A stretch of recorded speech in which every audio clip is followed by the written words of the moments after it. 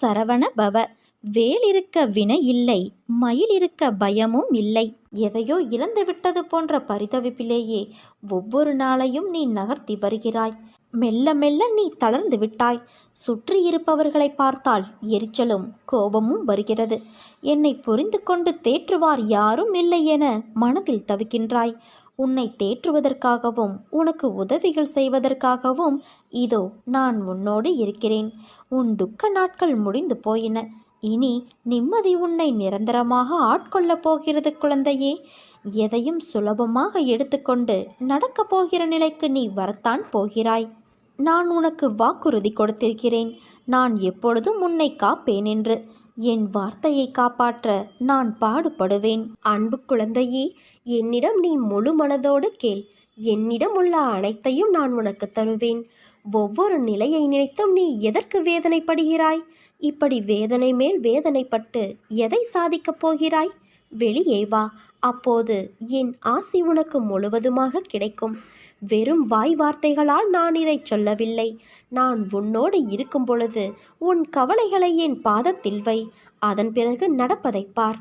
உன்னை படைத்தவள் நான். நம்பிக்கையும் பொறுமையும் கொண்டு இரு. உன் கர்ம பலன்கள் முடிந்து விட்டது.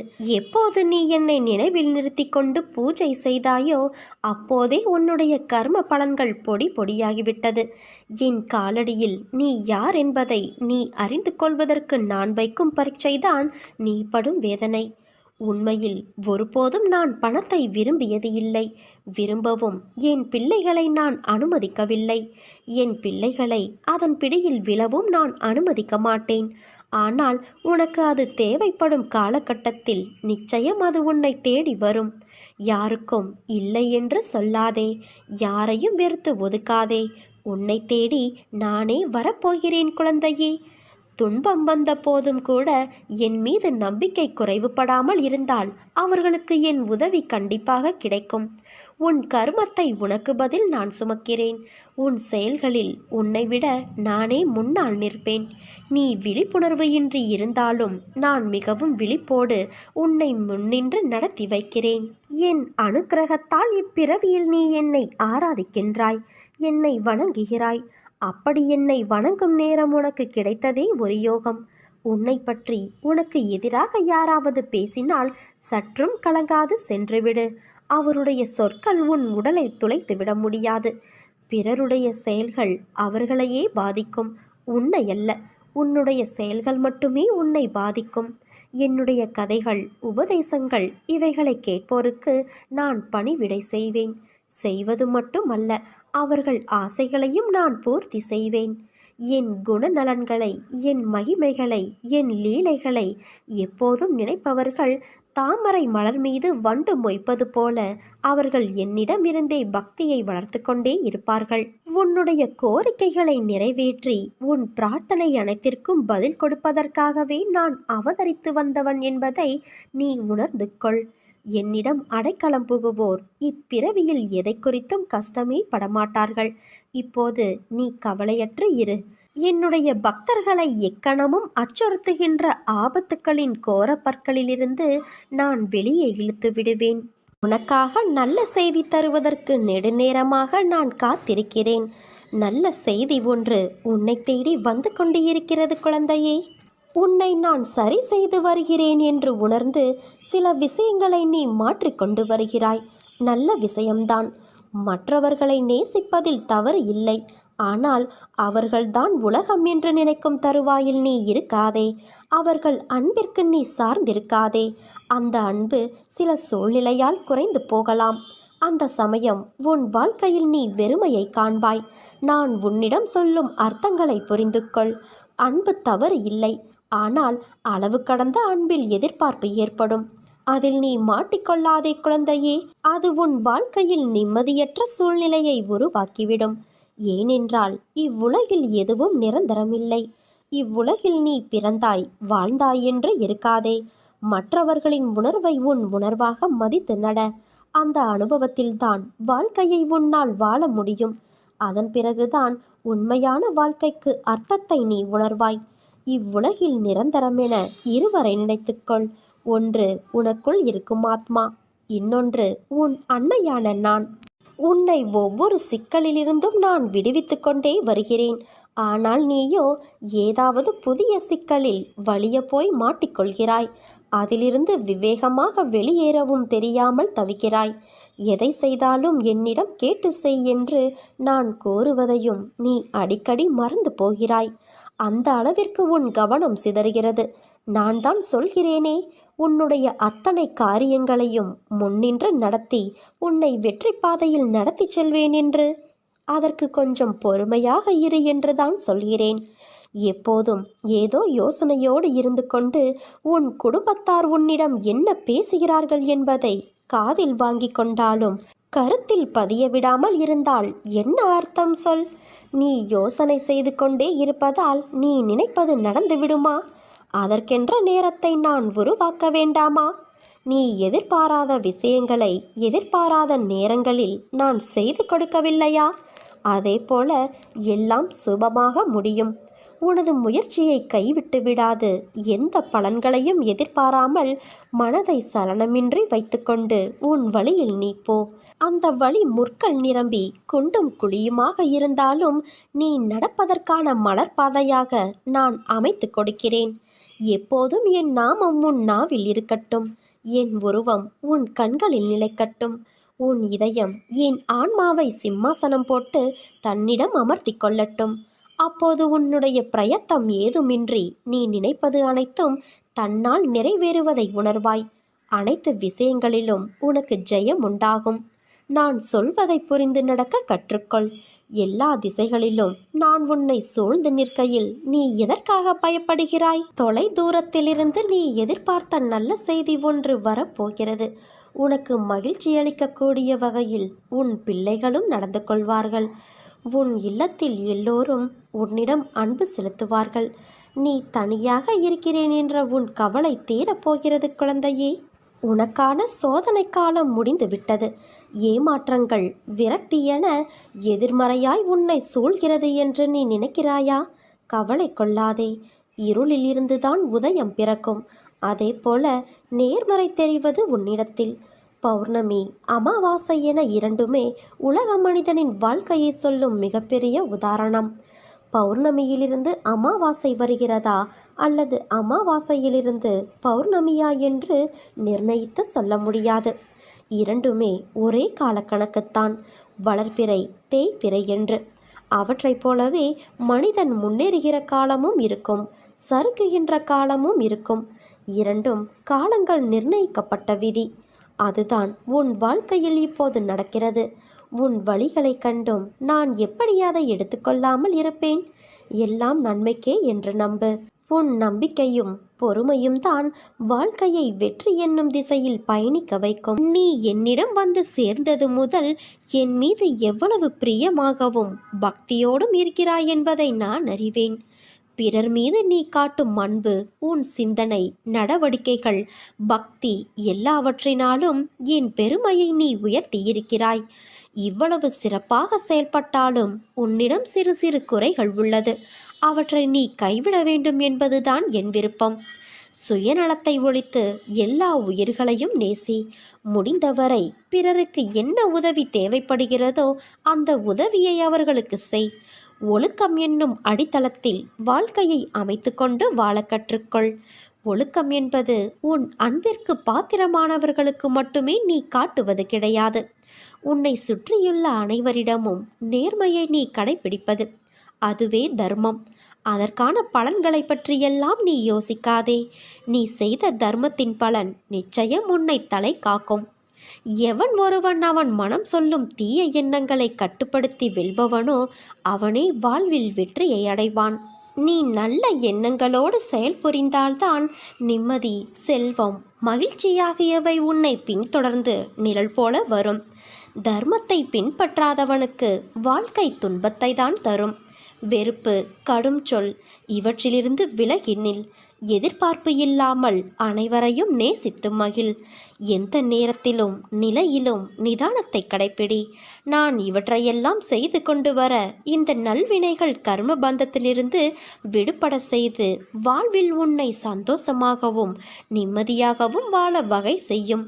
நான் கூறும் வார்த்தைகள் மீது நம்பிக்கை வைத்து செயல்படு. நான் உன்னோடு தான் இருக்கிறேன், என்றும் இருப்பேன். இனிமேல் உன் வாழ்க்கையில் பொற்காலம்தான். அனைத்தும் வசந்தமாக மாறப்போகிறது குழந்தையே. உன்னை நினைத்து நான் பெருமைப்படுகிறேன். எதற்காக தெரியுமா? வாழ்க்கையின் அர்த்தம் உனக்கு புரிய ஆரம்பித்து விட்டது. எதுவும் நிலை இல்லை. எதற்காக இந்த வீண் செலவு? எதற்காக இந்த வாக்குவாதம்? எதற்கு வீண் கௌரவம்? இப்படி எல்லாவற்றையும் நீ யோசிக்க ஆரம்பித்து விட்டாய். கடவுள் கொடுத்த இந்த வாழ்க்கையே நிறைவாய் உள்ளது. இதற்கு மேல் என்ன வேண்டும் என்ற எண்ணம்தான் வாழ்க்கையின் அர்த்தம். நீ உன் பாதையில் ஜெயித்து விட்டாய்.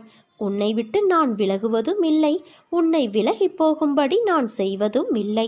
உன் அம்மாவாக அப்பாவாக நான் என்றும் துணையிருந்து அரவணைப்பேன். உன் வாழ்வில் நீ படும் வேதனைகள் அனைத்தும் பொடி பொடியாக உன்னை விட்டு நீங்கப் போகிறது. நீயும் உன் வாழ்வில் படிப்படியாக முன்னேறி வருவாய். என் ஆசீர்வாதங்கள் என்றும் உனக்கு நிலைத்திருக்கும் குழந்தையே. தினம் தினம் ஒவ்வொரு பரீட்சையை உன் மனமே உனக்கு நடத்துகிறது. ஒவ்வொரு நாளும் ஒவ்வொரு படிப்பை தரும். அதுவே உன் வாழ்க்கையில் இப்போது நிகழ்கிறது. நீ தாண்டி கடந்து வந்த நிமிடங்கள் உன் மனதின் பக்குவத்தையும் உயர்வான பாதையையும் காண்பிக்கிறது. ஒரு முறை 2 முறை வீழலாம், ஆனால் எழுந்து நின்றுவிட்டால் உன்னை வீழ்த்த வரும் எந்த ஒரு எதிர்மறையும் உனக்கு நேர்மறையாய் அமையும். கீழே விழுவதை பற்றி கவலை கொள்ளாதே. தோள் தாங்கி கொடுத்து உன் அன்னையான நான் உன்னை அரவணைப்பேன். 100 முறை உடைந்து போனாலும் 1000 முறை உன்னை நான் உருவெடுக்க செய்வேன். அதற்கான வலிமையையும் நம்பிக்கையையும் உன் அன்னை வராகித்தாயான நானே உனக்கு தருகிறேன். உனது துயர் துடைக்க நீ இருக்கும் திசையை நோக்கி நான் ஓடி வந்திருக்கிறேன். இழந்ததையெல்லாம் மீட்டு உனக்கு மீண்டும் தருவேன் குழந்தையே. வாழ்வில் என்றுமே நாணயம் போல 2 பக்கங்கள் இருக்கும். ஆனால் அதில் ஏதோ ஒன்றில்தான் நமக்கென்று தேவைப்படும் பக்கம் இருக்கும். நமக்கான இடம் வரும் வரை நம் பக்கத்திற்காக காத்து கொண்டுதான் இருக்க வேண்டும். இப்போது அனைத்துமே உனக்கு எதிராக நடப்பது போல தோன்றலாம், ஆனால் இறுதியில் நான் அனைத்தையும் சரி செய்வேன். காத்திரு குழந்தையே. அனைத்தும் வெற்றியாய் அமைய உன் அன்னையான நான் உனக்கு துணை இருப்பேன். ஒரு பொருள் உனக்கு கிடைக்காவிட்டால் ஏன் கிடைக்கவில்லை, எதற்காக கிடைக்கவில்லை என்று யோசித்துப்பார். உன் எதிர்காலத்தை ஒப்பிட்டு யோசித்துப்பார். உன் போல் இருந்தவர்களின் எதிர்காலம் இப்போது எப்படி இருக்கிறது என்பதை கேட்டு தெரிந்து கொண்டு யோசித்துப்பார். அப்போது காரண காரியங்கள் உனக்கே புரியும். உன்னிடம் உள்ள பிரச்சனை உனக்கு தைரியம் கிடையாது, வைராக்கியம் கிடையாது. இருந்திருந்தால் உன் லட்சியத்தை நீ அடைய முயற்சி செய்திருப்பாய். ஆனால் உன் தோல்வியை நினைத்து தாழ்வு மனப்பான்மை அடைந்து அதிலிருந்து தப்பிக்க பிரச்சனைகளை நீ வளர்த்து கொண்டாய். நீ சொன்னதை நான் கேட்க வேண்டும் என்று அடம் பிடிக்கிறாயல்லவா? நான் சொல்வதையும் கொஞ்சம் நீ கேளேன். உன் எதிர்காலம் நன்றாக இருந்தால்தான் எனக்கு பெருமை. நீ வாழ்வாங்கு வாழ வேண்டும், வாழ்வாய். உனக்கு இப்போது புரிந்ததா? நியாயமான கோரிக்கைகளை நிறைவேற்றத்தானே உன் அன்னையான நான் உன்னோடு இருக்கிறேன். கவலைகளை நினைத்து கலங்குவதால் நீ என்னிடமிருந்து தூரமாகிறாய். என்மேல் நம்பிக்கை இருந்தால் என்னால் உனக்கு முடியாத காரியம் என்று எதுவுமே இருக்க முடியாது. உனக்காகவே அழுவதற்காக நான் இருக்கும்போது நீ எதற்காக அழுகிறாய் குழந்தையே? உனக்கு நன்மைகளை வாடிக்கையாகவே நான் செய்து தரும்போது துன்பத்தை நினைத்து நீ புலம்புவது வேடிக்கையாக அல்லவா தெரிகிறது? இமை பொழுதுதான் உன்னை நான் கைவிட்டேன். ஆனால் நீயோ பெரும் துன்பத்தில் சிக்கிக்கொண்டாய். இனி ஒரு பொழுதும் உன்னை விட்டு நான் விலக மாட்டேன். இன்று முதல் உனக்கு சோதனை விளக்கம் என்பதை உணர்ந்து ஆறுதல் கொள். இழந்தது இழந்ததாகவே இருக்கட்டும். நான் இனி தரும் ஆசீர்வாதங்களை எண்ணிப்பார். உனக்கு சொத்து சுகங்கள் மிக வேகமாக வளரும். மக்களும் உறவுகளும் அதிகமாவார்கள். உன்னை நம்பி உன் உதவிக்காக காத்திருப்பவர்களின் எண்ணிக்கையும் அதிகமாகும். நீ நினைத்ததெல்லாம் நடக்கும், தொட்டதெல்லாம் துலங்கும்.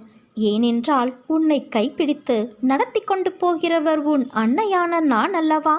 என்னால் உன்னை மறந்திருக்க முடியுமா, அல்லது மறந்துவிடத்தான் முடியுமா சொல்? துயரங்கள் மிகுந்த உன்னுடைய வாழ்க்கையில் இனி நான் உன் அருகில் அமர்ந்திருந்து உன்னை மகிழ்ச்சியான பாதையில் அழைத்து செல்வேன். எண்ணங்கள் என்ற வலையில் எல்லோரும் சிக்கிக்கொள்வது இயல்புதான். ஆனால் எண்ணங்கள்தான் உன் செயலின் வெளிப்பாடு என்ற உண்மையை மறவாதே. உன் எண்ணங்கள் நேர்மறையிலேயே கொண்டு வா, எல்லாம் சரியாகும். எதிர்மறையை தகர்த்து விடு. உன் வாழ்க்கையானது உன் அன்னையான என்னுடைய பொறுப்பு. வாழ்க்கையை வெறுக்க 1000 காரணங்கள் இருந்தாலும் வாழ்வதற்கு ஒரு காரணம் போதும். நாளை எல்லாம் சரியாகும் என்ற நம்பிக்கை மட்டுமே. வாழ்க்கையை வெறுத்து போச்சு, இனிமேல் ஏன் வாழ வேண்டும் என்று நீ யோசிக்கிறாய். நீ நம்பிக்கை வைத்திருப்பது உன் அன்னையின் மீது. நான் உன்னை இப்படியே விட்டு விடுவேனா? கொஞ்சம் பொறுமையாக இரு. வாழ்வில் எதற்கும் பயம் வேண்டாம். உன் கையை யார் விட்டாலும் இந்த அன்னையான கை உன்னை எப்போதும் அரவணைக்கும். உன் கவலைகளை, துக்கங்களை, அவமானங்களை, தோல்விகளை முழுவதுமாக துடைத்தெறிந்து உனக்கு நிம்மதியையும் சந்தோஷத்தையும் நான் தந்தருள்வேன். ஒரு நாளைக்கு ஒரு முறையாவது என் பெயரை உச்சரித்து வா. வாழ்வில் நடக்கும் இன்ப துன்பங்களை உள்ளது உள்ளபடி ஏற்கும் மனப்பான்மையை வளர்த்துக்கொள். நீ எந்நேரமும் கவலைகளாலும் விரக்தியிலும் மூழ்கியே இருப்பதால் உன்னுடைய கடமைகளில் கவனம் சிதறுகிறது. எப்பொழுதும் வீழ்ந்து கொண்டே இருக்கிறோமே என்று அருவிகளோ, காலையில் போத்து மாலையில் வாடிவிடுவோமே என்று மலர்களோ வருந்துவது இல்லை. வீழ்ந்த அருவியே, அகண்ட ஆறாக நாம் வாழ்வதற்கு தேவையான வற்றாத ஜீவ நதியாக ஓடுகிறது. ஒரு நாள் மட்டுமே பூத்தாலும் அப்பூக்கள்தான் இறைவனடி சேர்கிறது. நான் அடிக்கடி கூறுவது இங்கு எதுவுமே நிரந்தரமல்ல என்று. எல்லாம் நன்மைக்கே என்று எடுத்துக்கொள். இவ்வுலகம் உன்னை எப்படி பார்க்குமோ என்று வருந்தாதே. இங்கு உள்ளவர்களின் பார்வைக்கு விளக்கமளிக்க முடியாது. சிலர் உன்னை திமிரு பிடித்தவர், கெட்ட எண்ணம் உடையவர் என்றும், சிலர் உன்னை அற்புதமானவர், அன்பானவர் என்றும் கூறுவார்கள். யார் எதை கூறினாலும் நீ உன் வாழ்வில் நேர்மையாகவும் உண்மையாகவும் இரு. உன் உழைப்பு என்றுமே வீணாகாது. வாழ்க்கையில் முன்னேற வேண்டுமானால் உன்னை பற்றிய மற்றவர்களின் மதிப்பீடுகளிலிருந்து உன்னை மேம்படுத்த தேவையானதை மட்டும் எடுத்துக்கொள்ள வேண்டும். மற்றதை கவனத்தில் எடுத்துக்கொள்ளாதே. தேவையற்ற வீண் சொற்களை மனதிலிருந்து அழித்துவிடு. அச்சொற்களை மனதில் தேக்கி வைத்து உன் வளர்ச்சிக்கு நீயே தடையாக இருக்காதே தங்கமே. கவலைப்படாதே. உன் அன்னையான நான் உன்னுடனே எப்போதும் இருப்பேன். மனதில் உள்ள சங்கடங்களை மறைத்துக்கொண்டு எத்தனை நாட்களுக்குத்தான் வாழ்வது? உன் மனதிலிருந்து நிம்மதியை நீ எப்போதோ இழந்துவிட்டாய். அமைதி வெறும் வார்த்தைகளில் இருக்கிறதே தவிர மனதில் இல்லையே. வெளியே சொன்னால் கௌரவம் போய்விடும் என நினைத்து மனதில் பூட்டிய விஷயங்கள் இன்று உடலையும் சேர்த்து பாதிக்கும் நிலைக்கு உன்னை தள்ளி இருக்கிறது.